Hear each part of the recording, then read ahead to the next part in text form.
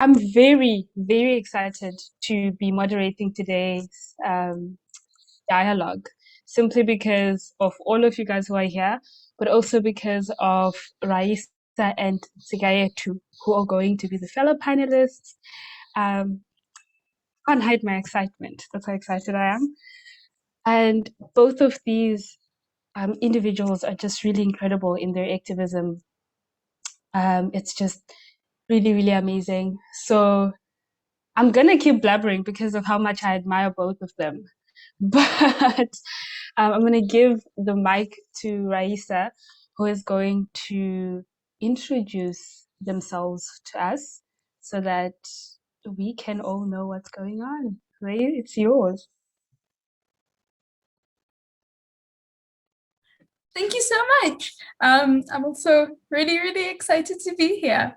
Thank you. And so I'm Raeesa, and I am an intersectional activist. So that means that I believe that everything is intersectional, and I believe that you can't solve one thing without addressing everything else and addressing the roots.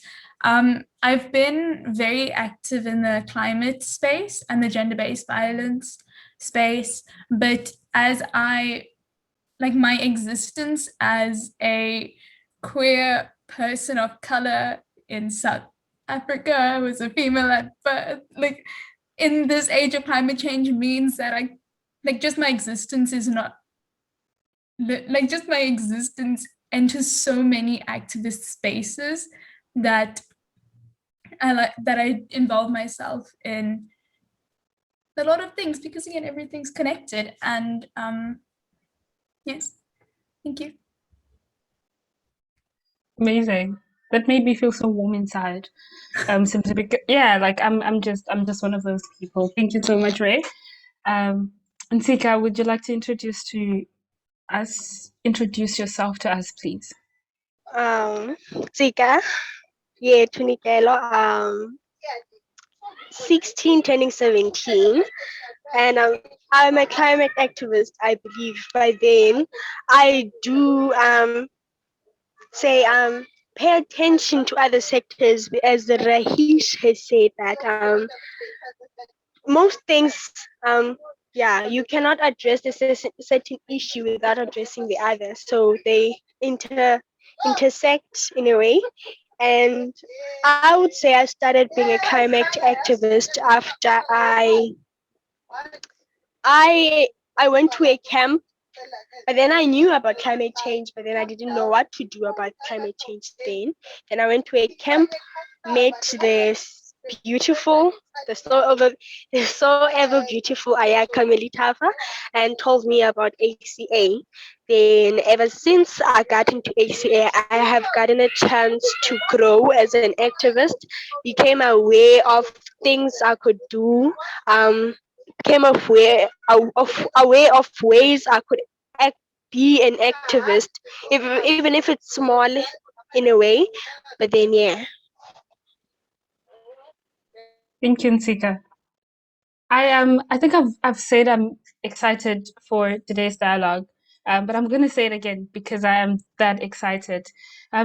For those who are not in the know, today we are going to be exploring vocabulary in the climate justice movement. Like I mentioned earlier on, I'm mainly sort of educational, simply because that's where my passion lies, but also because education has the power to bridge the gap or to bring people together, right? And so this is a very, very personal topic to have conversations around climate justice as well as the vocabulary in. And so, yeah, I mean, before we like dive into it, I think it's always just so important to know that we are always learning. And the quicker we accept that we don't know everything about the world, and the quicker we accept that we know so little, and there's like a whole ocean of like things to learn, especially when it comes to the climate space and education as a whole, the quicker I feel we can all learn.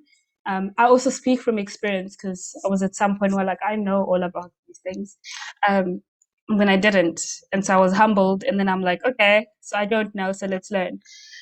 So I really, really hope that all of us are going to just embark on this journey of learning and just having some personal insights around how vocabulary can impact one's ability to be as active in the climate justice space, but also how vocabulary and language as a whole can also act as a barrier when it comes to communicating important ideas and important movements, such as the one that I trust we all are involved in.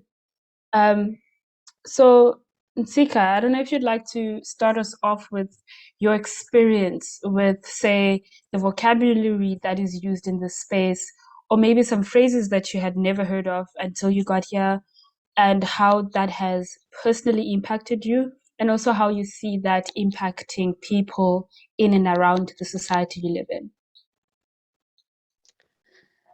So first of all, I would like to say this, like, it sometimes it makes you feel dumb in a way. Like, you feel like you are not really, you do not know what you are doing here at this space, like you do not belong at that certain space. Because I would say this, if I just got here in this meeting and then I would hear the words like I mean inter I forgot the name you guys used, and then it's hard for me to pronounce it, but then I know what it means now, but then before I didn't know what it meant. I would say, okay, this is confusing.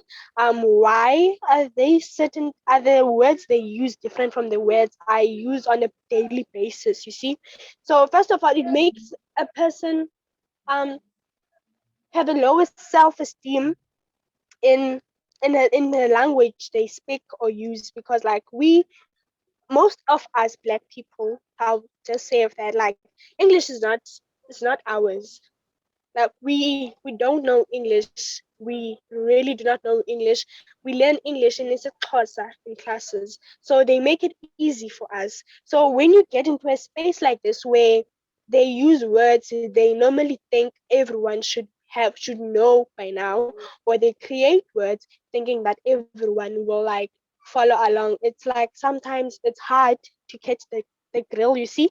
And then but then it doesn't bother me now. Before, I would like be in a meeting, catch only a few things that have been said and been discussed before, and then leave the meeting feel like, okay, I don't know what just happened, but then I was in a, a climate justice meeting maybe. So at first it's hard, and most people leave because I think they feel like it's not being explained to them, because usually most people would think that everyone knows what this certain word mean. And I would say that we only have a few black activists, because like most people do not feel the need to be in that space, because like, okay, I will get there, they will use words I do not even know, I have never heard of them before, and they wouldn't explain them. Like, if we guys didn't have like the session we had yesterday, I think most people wouldn't have like been bothered to be part of like ACA, because like ACA, you guys use a lot of words, but then I'm glad that you guys take the time to explain them to us in a meeting. Like, I also like it when Gabe, where every time when he says something, he would take the time, does everyone understand what I meant by this? And then you guys explain it. It's not like that I don't know which is a most not rude way to put this. It's not like that we're not stupid or something. It's just that we don't know the words. Like, they too too hard in a way. Some words you don't even find them in the normal dictionary, but then we know them, you see. Yeah. Oh, absolutely. I 100% agree with you and Sika there, especially when it comes to how vocabulary, and I'm going to be using vocabulary interchangeably.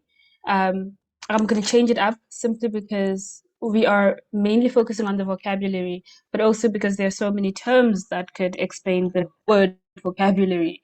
Um, but yeah, especially when you talked about like some terminology being used in meetings and maybe in everyday speaking when it comes to the climate space, and it makes a person feel alienated or foreign simply because they're trying to exist in a space that is foreign to them, because of the language that is used to communicate certain ideas. And I can totally 100% validate your statement on people feeling less than simply because they don't understand what is said. And so just to touch on what you mentioned about yesterday's session, every month at ACA, we aim to run back to basics workshops, and it is in the name. We are going right back to the basics of the climate movement or climate justice or whatever it is that people might want to call it. But one of our aims and one of our goals for this year is to just go from the beginning and build on knowledge. And so one of the sessions that we had on Monday was discussing vocabulary in the climate space, unpacking climate justice vocabulary and just breaking down some of the terms, and also using examples of how I could certainly use maybe the word intersectionality and say, well, I'm an intersectional activist, and mean that I'm an educational activist, gender-based violence activist, as well as a climate change activist like Raeesa would be. And so that is one of the things that we're doing. We run those monthly workshops, and then we follow them up with a webinar such as this one, because a goal of that is to marry reality with the theoretical aspect of things. It's very easy to talk theory. It's very easy to say, oh, hey, here's a paper I submitted with all the research that I've done. But it's also quite difficult to find someone, or quite difficult to have conversations with people who are experiencing the very things that we'd be discussing in meetings like this. And the reality is, some of the people who are in the climate space do not have first-hand experience with a lot of these things. And so that's just for anyone who was wondering what happened on Monday. That's it. We run those weekly back to basics workshops. And yeah, Ray, I think I would like to hear your thoughts as well on how vocabulary and maybe even language acts as a barrier for anyone who would want to be in the space, and anyone who is in the space but doesn't necessarily feel like they belong simply because it's a foreign space. Thank you. And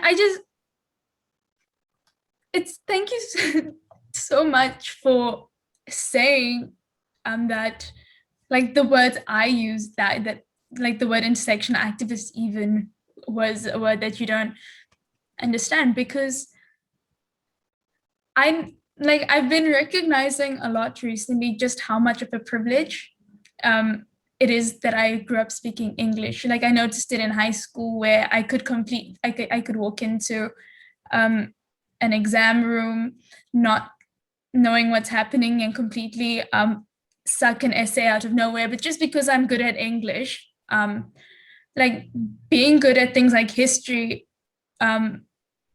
was so heavily reliant on the fact that I'm good at English.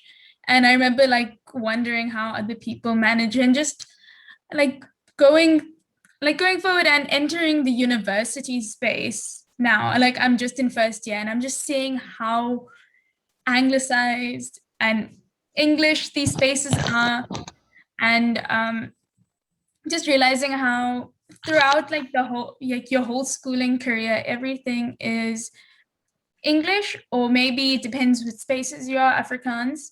And even in like matric, your exams are only available in English and Afrikaans. And we have 11 official languages. And so like the diversity in the languages people speak are incredibly insane. And I'm just thinking about how much of an advantage like people who can speak English fluently have over people who can't speak, like whose home language isn't English.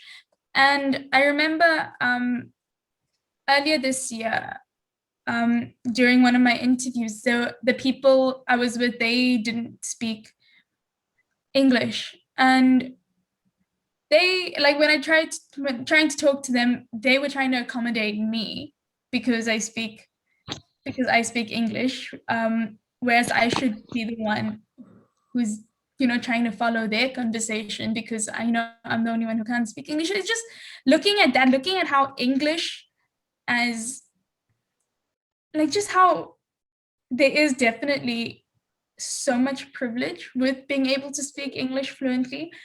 And that translates to now the bigger climate spaces where English is mainly used as the language, like internationally, everyone mainly communicates in English because it's like a common language.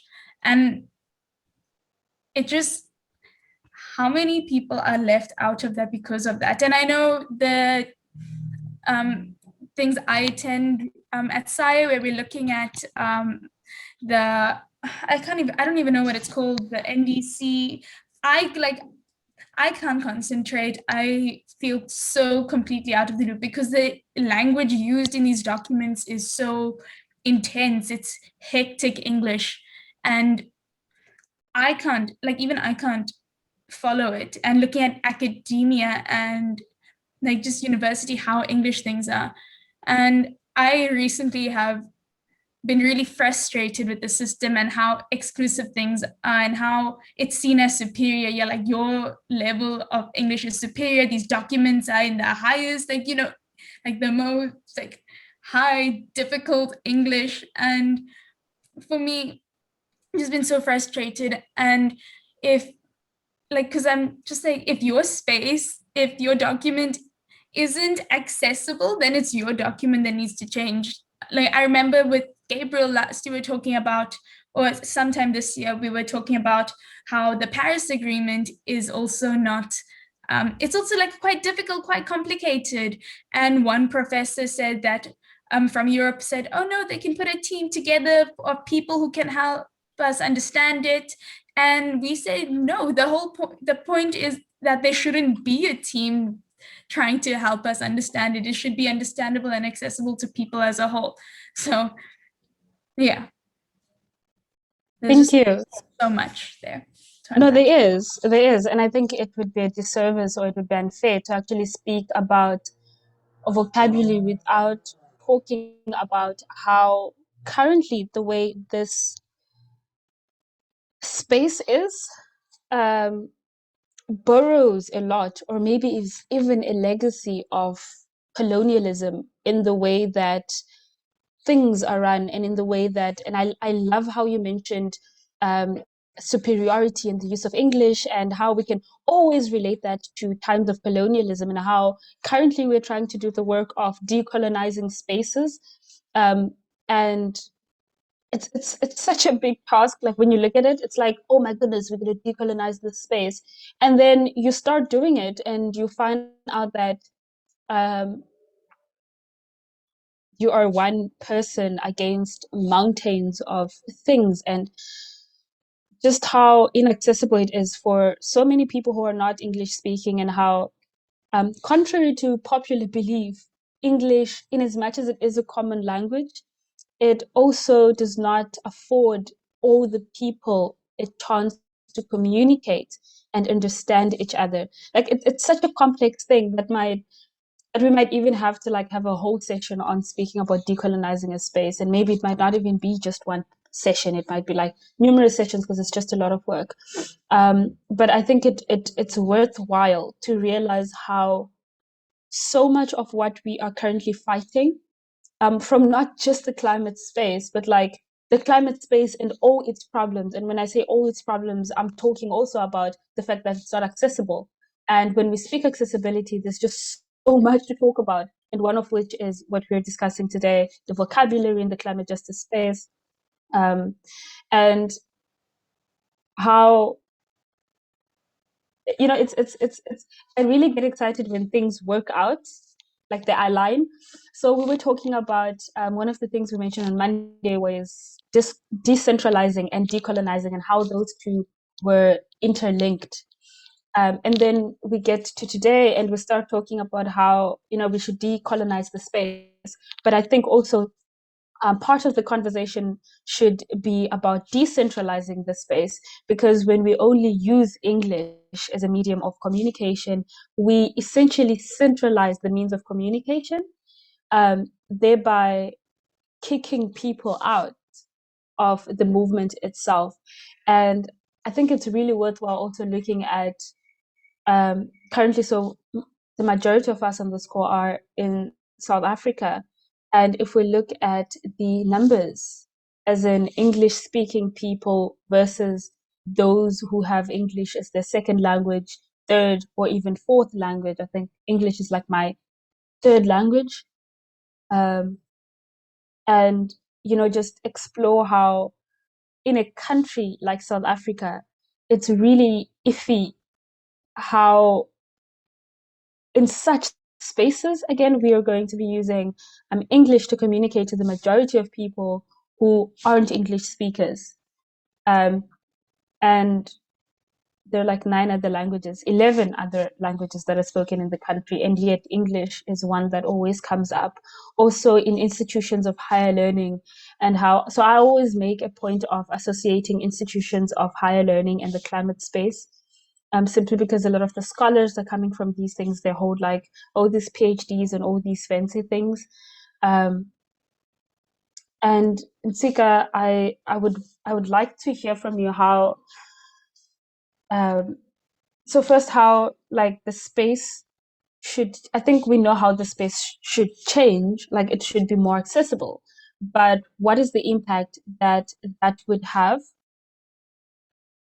for the greater climate movement in South Africa if English wasn't the only language used to communicate these things?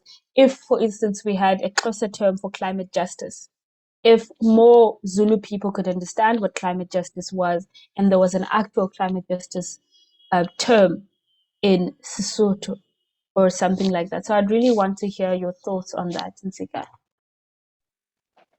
Well, I think it would change for the better. Like all all the people who would join. Think of all the people who wanted to join but were afraid because they think their English is not perfect enough to sit in a meeting and speak with people like you guys. Think of all the people who have heard about climate and the climate activist space, been to the marches, but they never took time to join the groups they want to be in. But then like they know what climate change is, but then they don't think they would be free enough to express their opinion on the matter, or how they think the space should like continue in a certain direction. So like changing it up to be more accessible would be like the greatest thing ever. And like the South African movement would change for the better. Like I think more things would be done. More people would realize like our leaders would, even though they see us, but then in a way they do try to avoid us. So if everyone could like really I see what we're doing, what we're all about in so many different languages, and the power of the youth being together. So I think it would be like something big.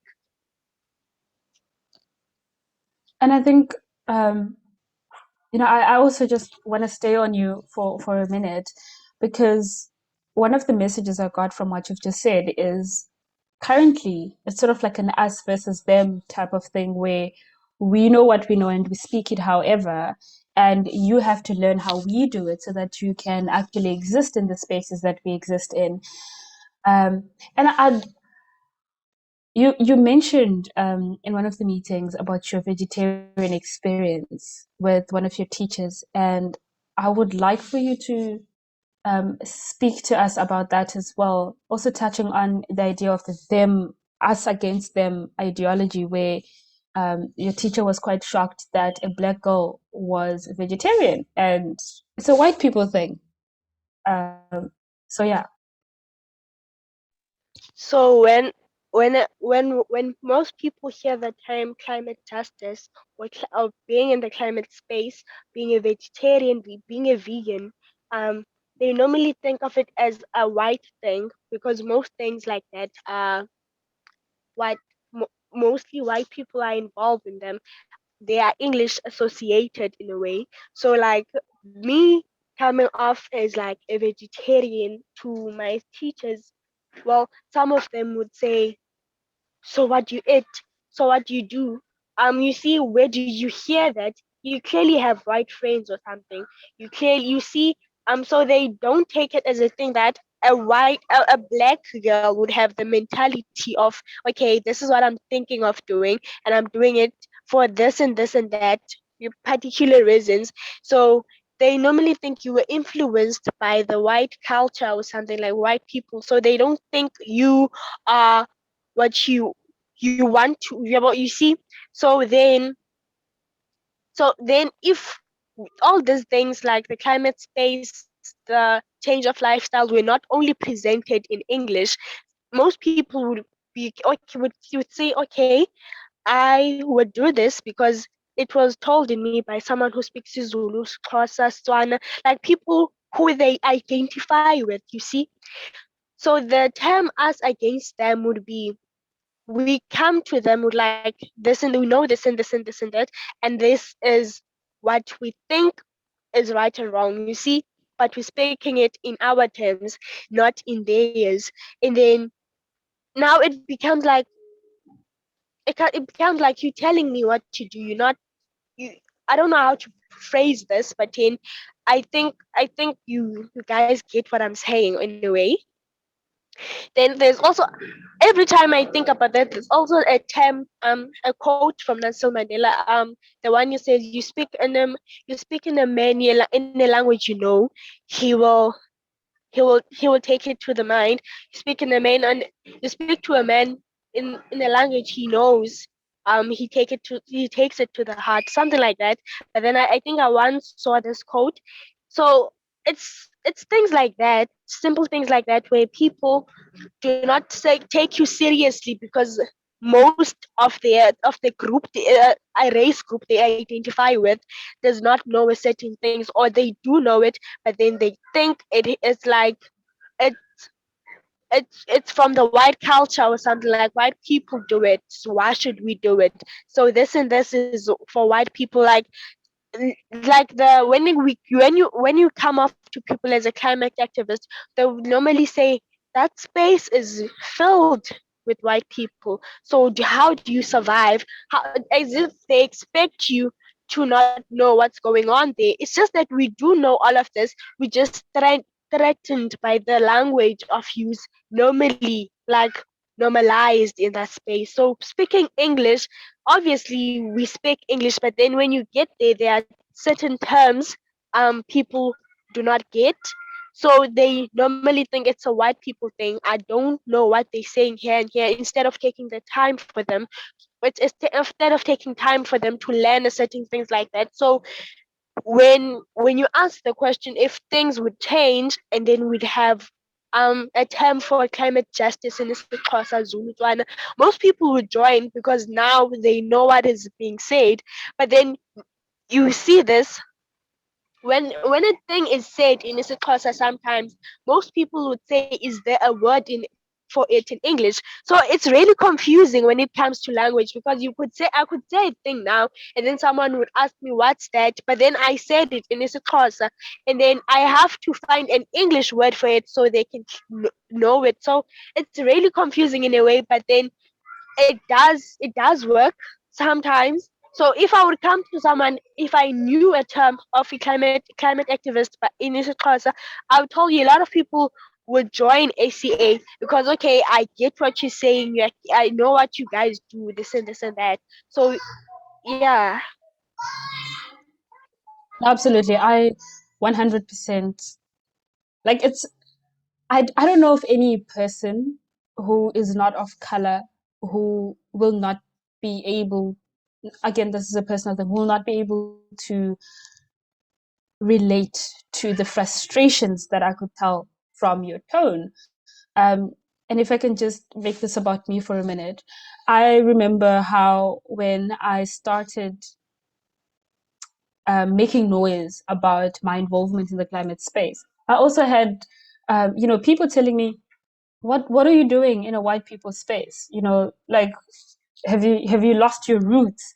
Which is a very interesting thing to me because of the way things have been built, so much so that certain people feel less than simply because they don't get involved in certain things, or once they do get involved in those certain things, then it's like are you trying to take on a different identity, as if you can't care about certain things and be black or brown, or it's such a weird thing to me. And before I hand it off to Raeesa, I'd also like to just touch a little bit on the us against them or us versus their mentality, and just bring to light that it's not so theoretically, I want to put it this way: theoretically, it shouldn't be a thing of us BIPOC versus white people, right? That's not what it should be. It should be like those against, and again, it's not like a fight. So the way I'm using these words is not to contrast the differences and the fight that should break out, because people have different belief systems and people have different passions and all of that. But it's almost like when we use the us versus them mentality, it's mainly to talk about those who are part of the movement and those who are not. And again, the goal would be to get more people to care, because then I can only imagine how much change would come about. Even if there's so many people who are currently involved, how many more people could bring about the little change and make big waves. But also, again, I think it would be a bit unfair to talk about the us versus them mentality and leave out the race aspect of it, simply because race is always a part of things. You would get into conversations and you'd get, why are you making this about race? Because it's like, well, fundamentally it shouldn't be, but politically it is. Because a lot of the times, if I speak and I have personal experiences, it's the black that's seen before the value that I have to add to the conversation. And then it's the women aspect. And then there's just so many things. And then one of the political aspects would be the race, aspect of things. Like it's just, I want to say it's tiring, but again, it's work that has to be done. And Nsika, I see your hand, but I'd also love to hear what Raeesa has to say on the topic. So I am going to give the mic to them. So while Ntsika was talking, the first thing that came to mind was that is why representation matters. Because, and then as she kept talking, I didn't realize that the climate activism space and that vegetarianism, well, the vegetarianism and veganism has become a very white thing, but because it's very much part of Indian culture, I didn't realize that it was such a thing, like that is a white thing, and climate activism is a white people's space. And that's why representation matters, because it makes it's so important for people to see people that look like them and who come from the places they do in these spaces, because it's intense entering a space where no one looks like you, and especially when everyone else is white, because there's just, it's intense and you don't feel welcome into the space, so you don't enter that space at all. And it's just, it's so that is why we need that representation and more people involved. But at the same time, the movement is so exclusive that it kind of shuts out the people that need to be there, and it just shuts everyone out, because it's just not inclusive. And I feel like that's why it's so important to look at things that I'd normally not even think about, just vocabulary and just all these layers of things. It's so important to constantly be looking at that and see who is leaving out, because you don't realize just how many people feel excluded in the space because of the language you use and because of preconceived notions, which is a massive thing, like especially culturally and generationally, like the older generation,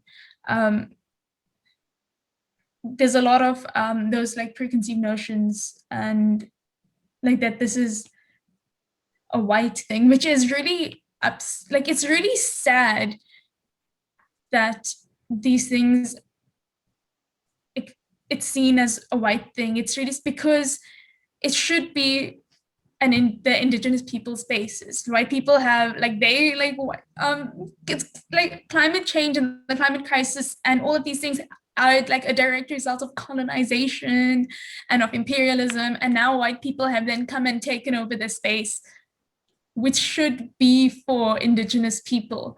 So it sucks that these things are seen as white things because white people have come and taken up space and made it a white thing, when indigenous people were living sustainably before colonization and the climate crisis and industrialization and the emissions and the exploitation. White people, Europeans, coming and taking the resources from indigenous people and oppressing indigenous people, and as a result, indigenous people will the ones who will mostly feel the effects of climate change while having done the least. And now they're left out of that movement as well. Now then white people come and take up space and say all these things when indigenous people should have that space. And I know I'm talking in circles and I'm rambling a bit because this conversation is so important, and Nsika really put things in my head that should have been there already and that I hadn't been thinking of in such depth, so that's why it's so important to have so many people in these spaces. Yeah, absolutely. And it's not just so many people in these spaces. There's also so many people with valuable experiences and so many people whose voices need to be heard. And I really love it when you mentioned representation matters. And I also loved it when Tika mentioned that representation matters. And maybe not in the same way that we've put it, but in simply saying, if I saw a Xhosa person doing it, maybe I'll do it as well, right? And also just talking on the representation, and before I arrive to that, because that's my closing point, before I give it to Nsika, on the issue of representation. So a lot of the things, when you speak representation and you speak about, oh, this is such a whitewashed space, and how mainstream media and mainstream information outlets make it seem as though it is a predominantly white space. I had an experience when I had just entered and I was exploring zero waste living, right? And I've since grown from the mentality that I needed to work toward producing a net of zero waste, simply because it's not possible. So I've evolved into thinking, how then can I be a conscious consumer when this happens? How can I make it a point to understand why I'm buying a certain thing?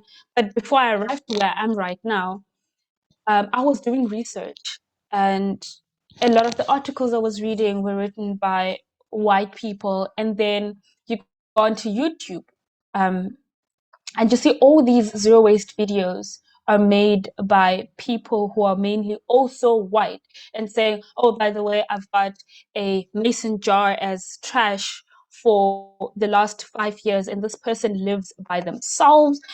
And I live in a household of 9, and it was just such a daunting experience to think, how are we going to all reduce our waste and make sure that we have limited waste? And it was just really, really exhausting. And I remember being really frustrated with anyone and everything that spoke to me about zero waste living. And I was like, you can't talk to me like that.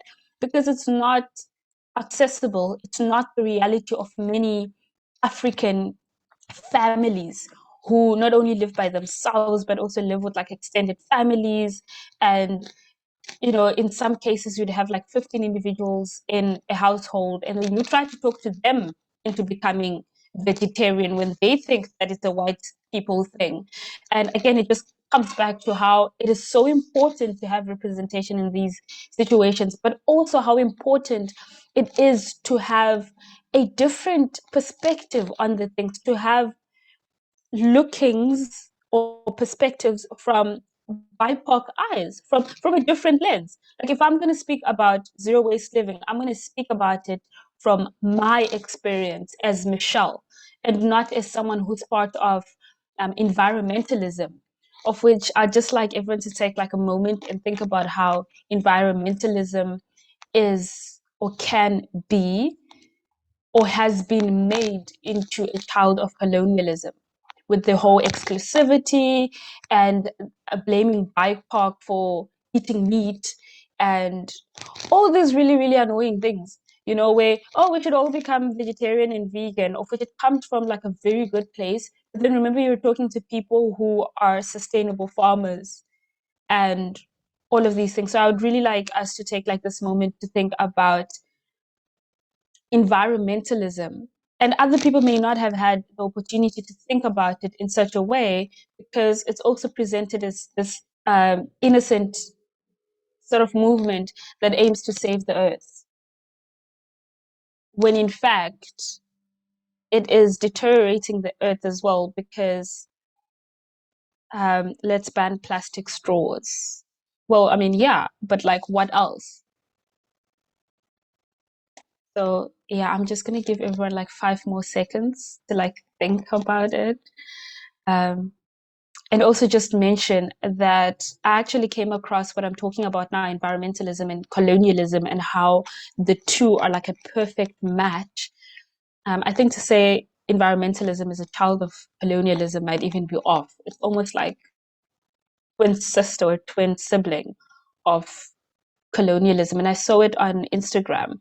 I will make the resources available like later, maybe even after, just so those of you who are interested can go back and look at what I'm talking about and how this is related. But before you do that, just think about how it's become this space that's not inclusive.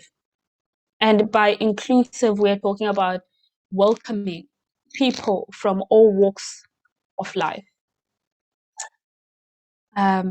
Before we head into our Q&A session, I put you on hold. So I'm coming back to you. I know you had a contribution to make, so the floor is yours. So my contribution was like towards the point where you say like most people would like, I forgot what you said by then, but then this is what I was going to say. Like they see it as a space where Black people are not welcome in any manner, and by you entering in that place, you're trying to act white or be white.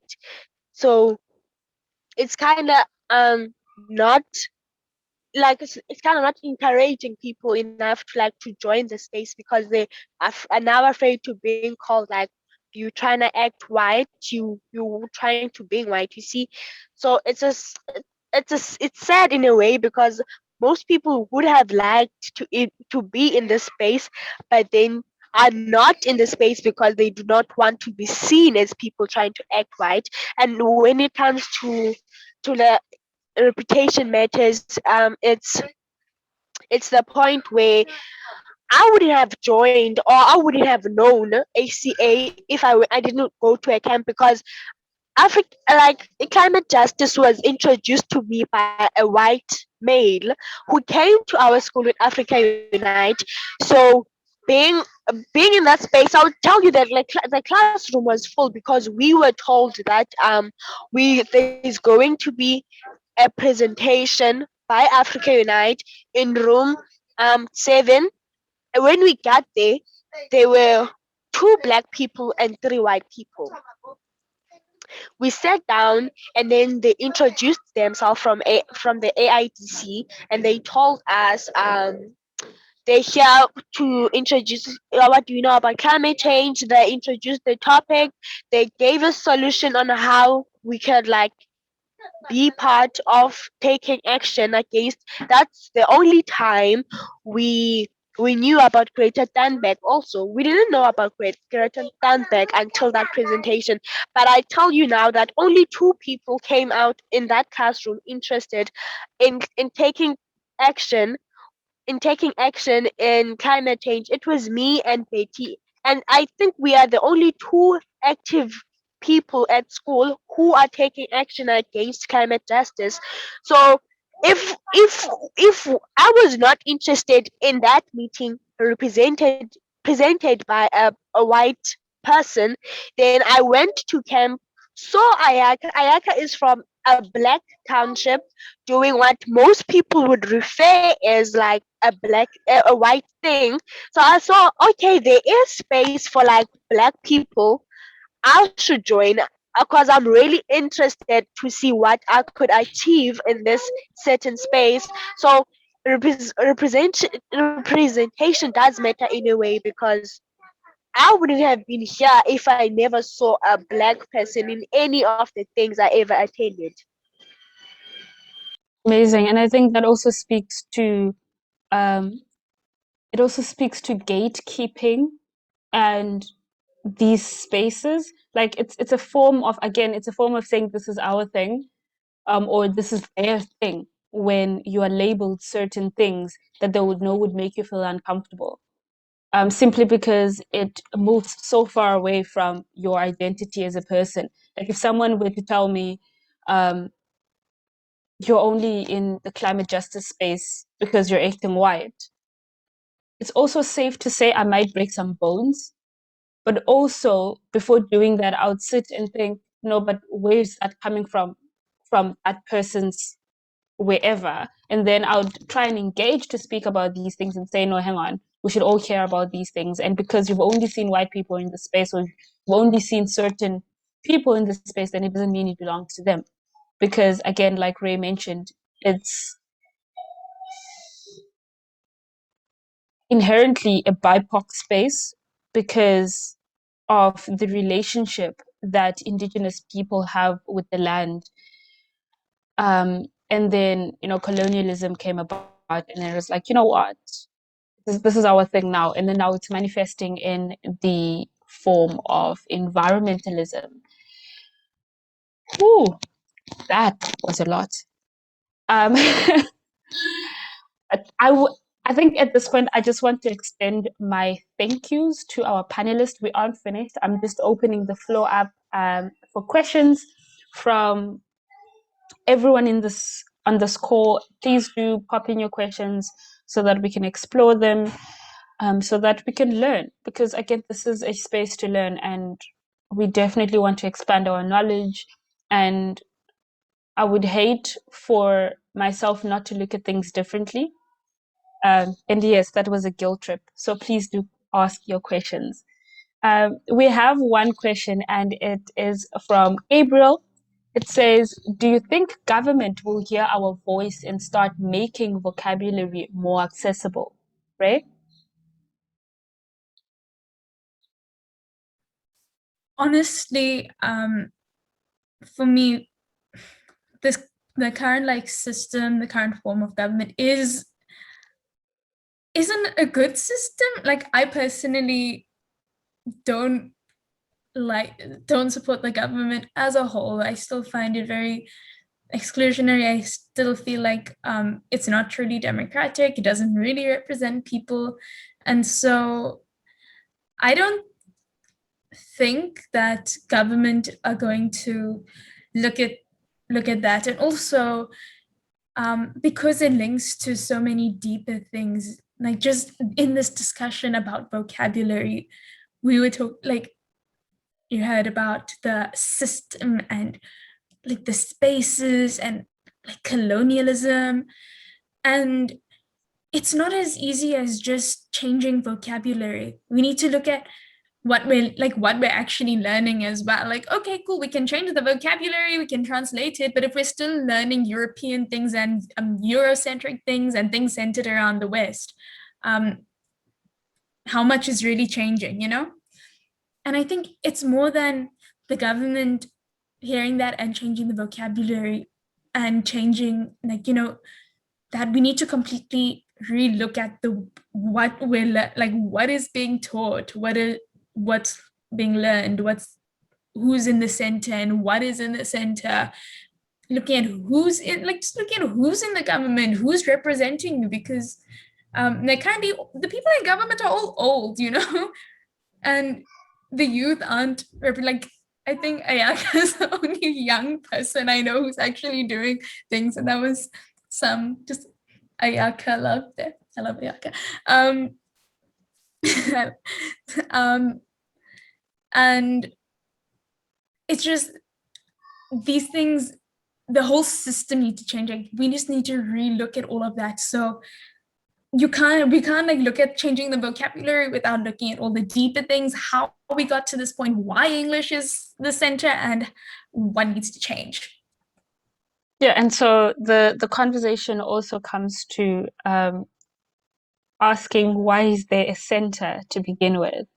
And why is it that Eurocentric perceptions are being forced onto other parts of the world? It just really becomes, it gets more expansive the more you have the conversation. And I think to just summarize that, government needs to do more, government needs to do better, and government needs to understand that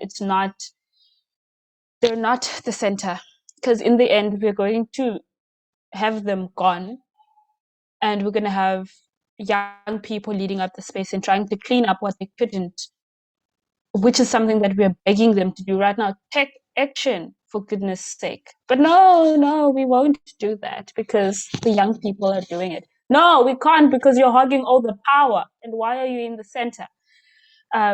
Yeah, I'm just really trying to keep my cool because this is like a really emotional thing for me, because like, why is there a center, right? And Tika, this one is to you, and it's from Fiscal.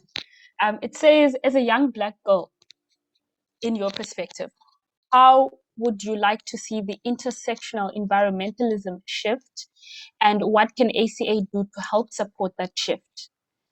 I also just want to break it down for myself as well before I give you the mic, to say, as a young Black girl, how would you like to see environmentalism in all its different parts and mechanisms, right? It's not just the part about environmentalism, like the environment, it's also the part about the society aspect of things and the political aspect of things, right?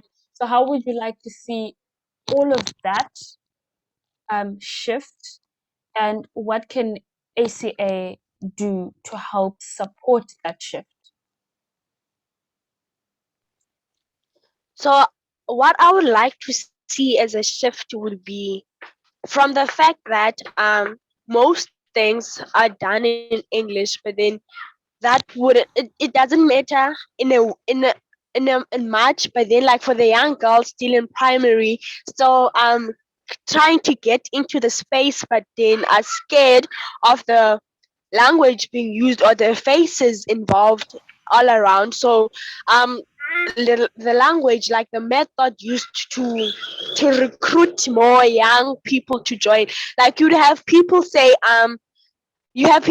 when they're trying to get more Black people involved, they'll say, we are interested in finding more Black people who identify or understand the issue. It's like they feeling pity for them or something. They being pressured to come into the space where else they could do it, but willingly, knowing exactly what they're getting themselves into. For ACA, I would say ACA is doing like a lot. So as ACA is like the most diverse group I know, because there's a lot of people involved here. There's a lot of people from backgrounds we identify with, because you guys are not some people I would say, no, I can't go to see her or I can't go to see him because they live in a certain particular area where a black person would see as a more privileged case. So I'll say ACA is doing its bit, but then for the environment, like the system has to change in a way. Like it all comes back to the system. The system has to change and stop seeing black people as like people to experiment on when they trying to see, is this good enough for this and this and that. The, they want to see more black people involved, but then they're not doing it in a way that black people would want it. Like they do it because they have to have a black person. They're not doing it because they want to see a black person's opinion or contribution to the matter. So ACA, I think it's doing well in that sector. All right. So just to summarize that for everyone, especially the bit about how Ntsika would like to see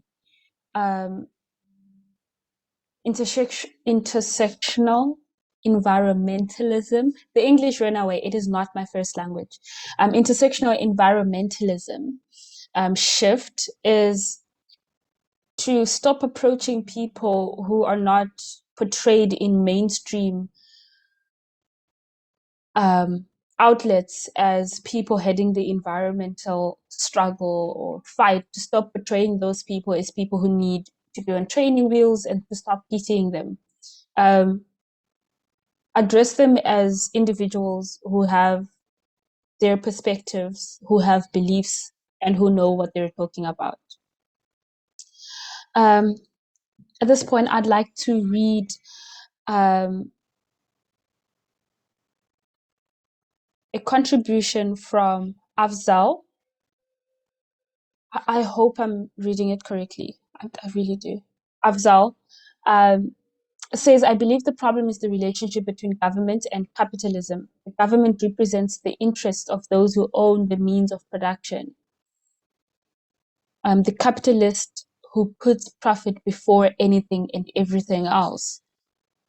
I could not resonate more with this message because in recent times we've also seen people literally stand up against government and say, put people before profit. We've also really seen it with the recent pandemic where things continued as normal, which was strange. But then again, capitalism and the unhealthy relationship between government and capitalism, and how government is inherently capitalistic. So in another world, I'd be thinking, how can we expect any less? It's disappointment that we're looking at.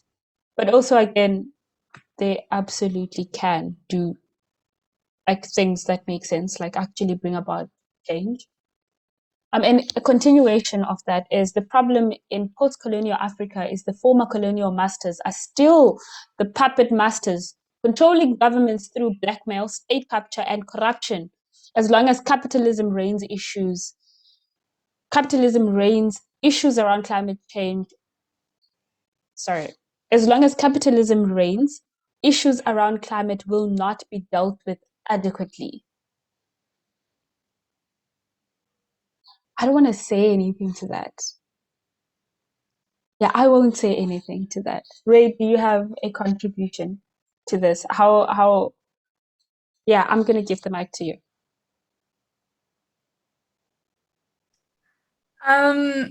So that's from my dad. Hi, Dad.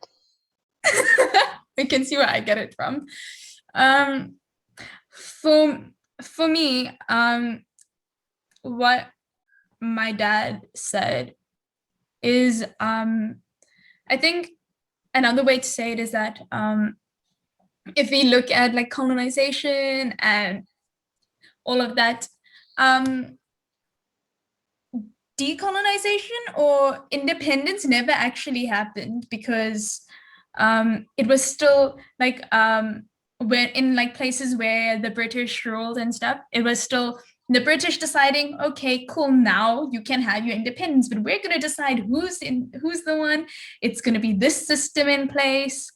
Like it was very much like, even if you look at apartheid ending, it was very much because of, like, apartheid only ended because they literally could not sustain it, and like they couldn't keep it anymore because they couldn't afford it. The economy was crashing. And then there was like a collaboration, and then de Klerk was like the vice president, and he got a Nobel Prize. And after apartheid, like, did they forget what apartheid was? Did they forget what the National Party did? And so that collaboration and ruling like that decision to rule together, it's, even though, okay, maybe apartheid ended, but it's still working within the system that existed. And Malcolm X and Steve Biko said that a lot. And I always talk about the difference between how Malcolm X and like Martin Luther, the difference in how like Steve Biko and Malcolm X were received versus how like Martin Luther King and Nelson Mandela were received. Because, and in like Malcolm X's writings and Steve Biko's well, not Steve Biko about Nelson Mandela, but you can see it's because like they were willing to work within the system. And so like they were willing to work, not within the system, they were willing to work with the system. They were willing to collaborate, like we saw in the apartheid ending. There was like this collaboration between like the ANC and the National Party and stuff, whereas Steve Biko was literally like killed, and Malcolm X was like seen as a terrorist. And so I think like that the systems within Africa as well are still very much influenced by colonization, because they never actually decolonized and they still worked within that. And so we need to just, in order to actually deal with climate change and colonialism and imperialism and all the things that like all the things that stem from colonialism and stuff, we need to look back at the roots, and we need to like just look at how much things didn't actually change. Like we need to like readdress it and look at the structure of systems and look at how much of our system is still European and stuff. And yeah, it's really, really excellent. I don't have any other word, but it's really excellent how this came up in a conversation about vocabulary and the climate justice movement. Yet we just celebrated quote unquote Freedom Day. And this would be the 27th year that South Africa has been a democratic country. And of course, I have my own personal feelings around that, but I think it's also very, very important to be talking about how, so I've read like many different readings about how apartheid and most of these colonial systems, we might think they were at their peak performance during the time they were being implemented, but a lot of the times people often forget to talk about post-colonialism, in a sense, where if we look at South Africa as a democratic state, we look at where majority of the population lives and the minority lives, and then we also look at the living conditions of the majority South Africans who sing independence or who are forced, quote unquote, to celebrate Freedom Day, yet nothing has really actually changed systemically, except for maybe not having to carry a pass to work. But like still, yeah, maybe a topic for like maybe a discussion for like another week, like a whole separate discussion around it. But it's just really, really important to see how colonialism affects all of our lives, past and present, and also how much it has, like how much of an effect and how much of a hold certain systems still have on the systems that we are trying to use to save the planet, right?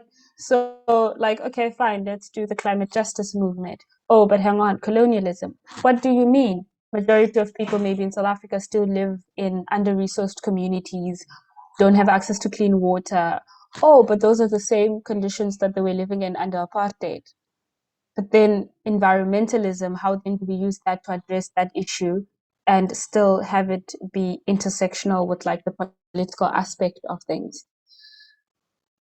That was a lot. But also, Gabriel says, with all of this, it is obvious why vocabulary is a problem within the climate justice movement. The fruit is rotten because the roots are wrong. That is, I'm going to read that again because I obviously need to hear it again. It says, with all of this, it's obvious why vocabulary is a problem within the climate justice movement. The fruit is rotten because the roots are wrong.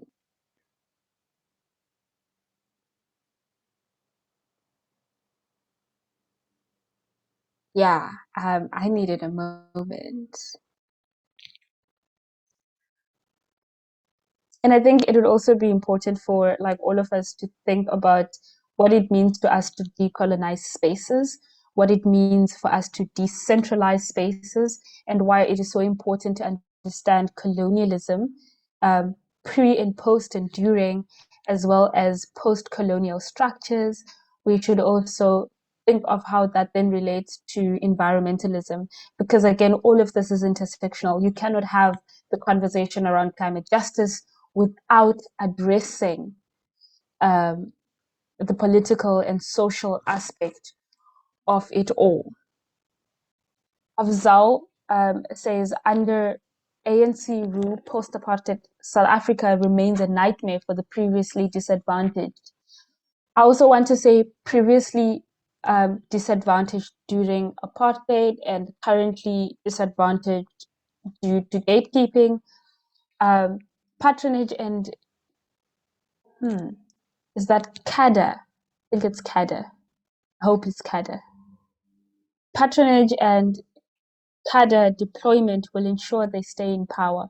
Climate issues will always remain a non-issue when the majority of the people are poverty-stricken and more concerned with survival. And I think this is also a very important conversation to be having, because I've always said this, you cannot go into a poverty-stricken area and say care about climate change when the people are fighting for their next meal. It's unrealistic, it's not fair, and asking such from poorer communities is a form of not realizing privilege and just going, we should all care about the same issues that I care about, because I actually have the privilege to care about climate change and to actually be involved in this space. I'm going to take a back seat here now and find out if Ray and Sika, you guys have anything to add to the conversation at this point. Yeah.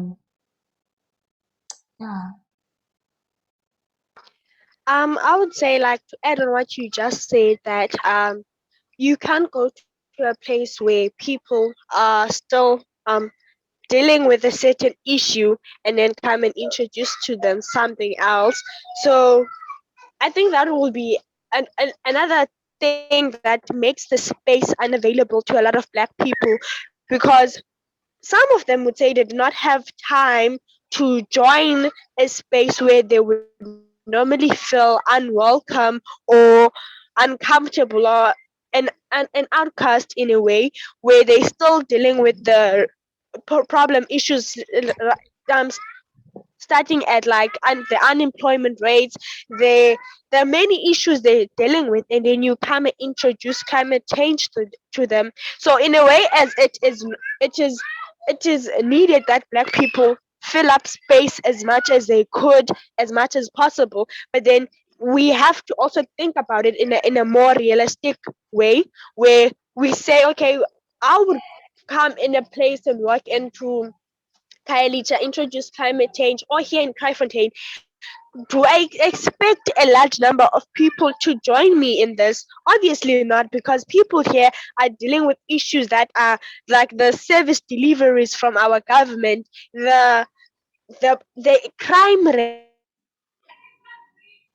relate here. So like being, you have to also think about all of, as much as these things like intersect with each other, but then sometimes we have to take things like take it one thing at a time, because it's unrealistic to expect people to join you in a movement where you feel like, okay, I myself feel like I'm privileged enough to be part of the climate justice movement, because I feel like I haven't gone through to the stages of life as a black person, where I would have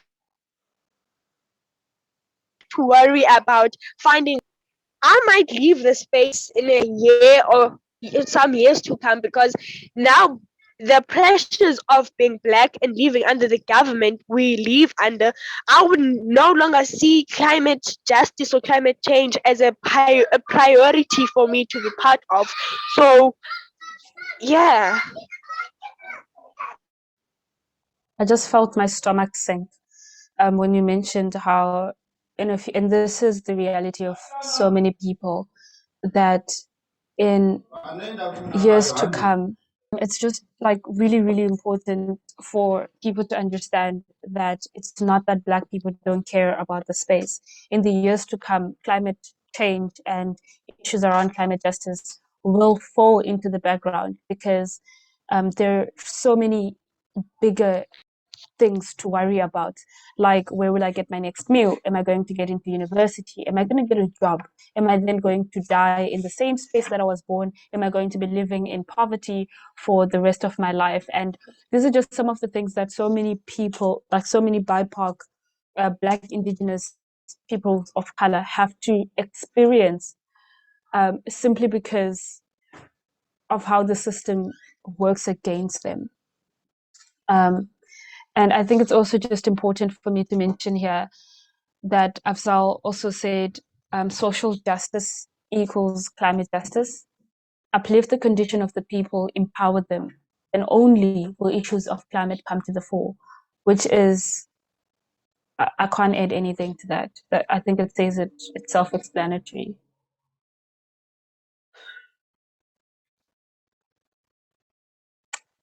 And as we come to the end of our very heavy session, we have an anonymous question to both of our panelists. What would you both say to government officials if you were in front of them, relating to the inaccessibility in the climate movement because of vocabulary and boundaries? Straight, yeah. What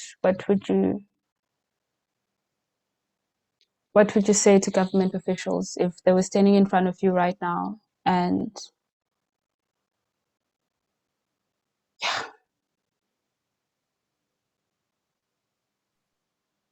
Yeah, this has been a heavy discussion. And with government, if a government official is standing, right here, I'd probably pop off, like just carry on for like an hour, like just going at them, because there's just so much that needs to be done. And I wish it was just an issue of vocabulary in spaces, but it isn't. There's just so much more, and it's so heavy. And government is like this, they're committing so much violence against South Africans because of their inaction and their corruption, and just their failure is violent, because it's so much, just the current system, it leaves so many people behind. Like Nsika just said, and I can't even address that because I can't do it justice, but Black children, especially Black people especially, are being left out, like, of the system. The system isn't inherently, it's a white system, and people and any people of color in it have just been allowed into a white space. And I don't know, the system is just, it's violent because of everything. There's so much that needs to be done. And there's so many problems. And I don't even know how I'd address it. I don't even know what I'd say to a government official about that without addressing everything else, because everything is it runs so deep. The roots are wrong. That's why the fruit is rotten. Oh, that was a beautiful quote. But it's just so heavy and it's so difficult. Like, I'm sure it's not just me who, as we become more aware of things, it becomes more difficult to, deal with it. Like, as we become more aware of just how bad things are, it becomes more difficult to address it because, you feel like hopelessness. And that's why these discussions are so important, because it lets you feel less alone in this. But yeah, it's very, very deep. It runs so deeply. So I don't even have an answer. Yeah. Sika. I myself wouldn't know where to begin, what to say to them, because like it makes me so angry to say that every year we celebrate Freedom Day, but then where is this freedom we are even celebrating? They even as much as they say we are free, but then are we really free? Because we're still living under oppression just by just that the oppressor has changed color. Like it's really it's really like it's very sickening for them to ask us what we want, where they can change, what to do, and we suggest all of this. We reach out to them as much as we can. We try a lot of things to let them know this is how we feel. This is the change we want to see. This is what we want, but then they still do not do it. They like it's really angry for you to know that we're doing this because we believe we will see change, or we're going to get the change we want to see, but then the change never comes. It's just that it's really sickening. It's just it's just for them to make it seem like they're doing something, even though we know nothing will change. There have been so many projects in a way that is a tool for them to reach out to to younger people, to reach out to the citizens of South Africa, to see what they can do to be the change they want to see. So many projects they have started, like the hashtag Tumamina, something started by the the political party in power, but have you seen change? No. It's just it's just one of those things where you by talking would be a waste of your time, but then you're doing it just because you want them to hear you out. So I really wouldn't know what to say, or if I would start talking, I really wouldn't know when I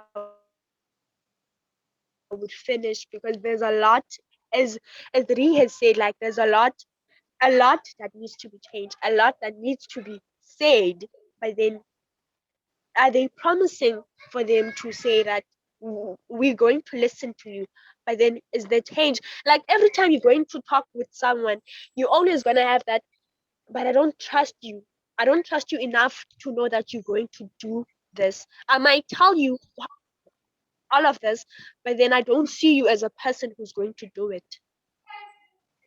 Yeah, no, definitely. My goodness. This almost feels like it's sort of like just the beginning of the conversation. I don't want to take away from what everyone has said, which has been extremely valuable, and Yeah, I would. I want to say thank you so much to everyone who made the time to join us for this session today. I also really want to say I want to encourage everyone to do the work, to learn about the problems that are being faced by society, and to learn about the things that can contribute to a future that is inclusive, fair, and accessible. We had a Future Is campaign last year, and that gave me some bit of hope that the young people were going to take back the power, and we were going to create a future where topics like these would be discussed, but maybe with a little less of the heaviness, because then it wouldn't be a current situation that's being discussed. And with that, my heart bleeds for every individual who's being kept out simply because of lack of privilege. But also, my heart is very hopeful because of every single person who's sitting in this meeting who has the desire and the fire to impart knowledge as well as force change. And I say force change with all the power in my soul. And again, thank you very much to our two panelists, Raeesa and Ntsikayethu. You guys have been really incredible. Everyone who's engaged, you have been superstars, rock stars even. And one last message from Afzal. I hope the young people who are the leaders of tomorrow to have a strong and high level of ethics and morality. And I don't speak for all young people. I speak for the young people in this call, and I say, your hope is being realized. That's exactly what we are sitting with. And with that, I would really like to thank everyone who's been part of the call, and just encourage everyone to take 5 minutes off to just reflect on the conversation that we've had, and just, yeah, thank you all, and please have a good night.